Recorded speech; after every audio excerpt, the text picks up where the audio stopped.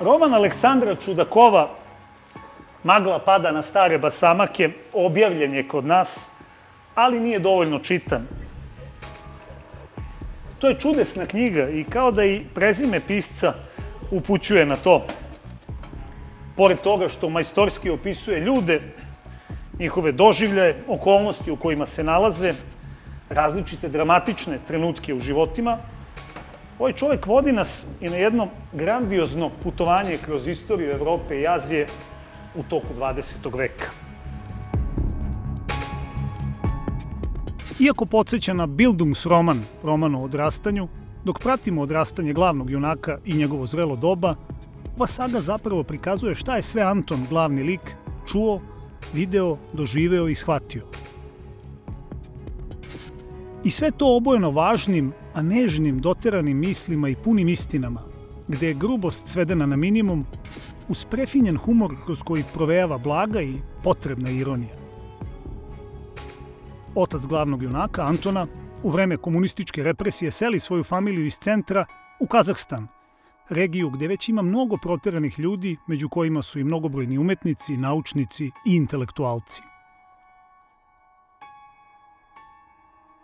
Računa da ih tamo državna bezbednost neće tražiti.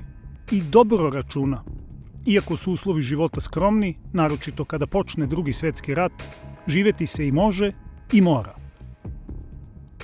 Pored rodbine, oca i majke, Antona vaspitava i deda, ljubitelj Bunjina, Tolstoja, znalac agronomije i kinematografije, erudita i čovek skloniji starijem pogledu na svet u kome je živeo u carskoj Rusiji.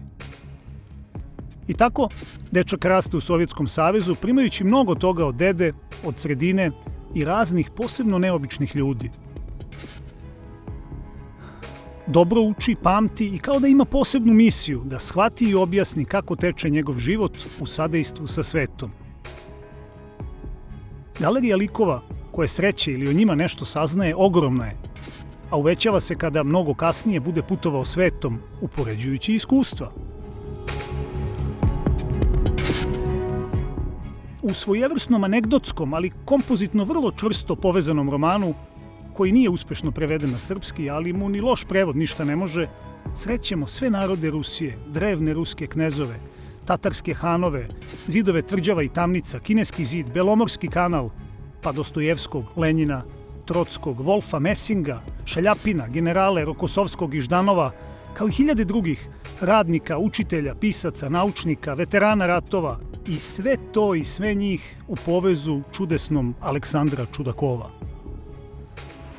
To što je ovaj roman vođen rukom majstora i što je pisan tokom celog jednog života čini ga posebnim i mislim da ta knjiga zavređuje da je čitaju ne samo mladi ljudi, nego i mi koji smo malo stariji.